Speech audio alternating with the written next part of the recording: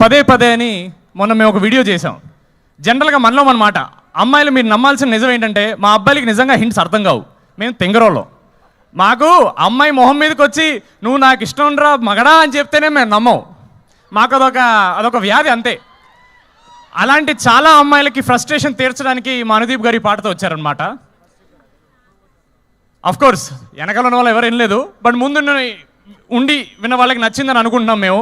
సినిమాలో డెఫినెట్గా ఇంకా చాలా బాగుంటుంది, ఎందుకంటే చాలా విజువల్స్ మేము రిలీజ్ చేయలేకపోయాం. ఎందుకంటే అది కొంచెం కథను రివీల్ చేస్తుందని చిన్న భయం. అని మాకేదో ఉంటుందిలేండి, మా స్పాయిలర్స్ అని ఏదో మా బాధలు ఉంటాయి.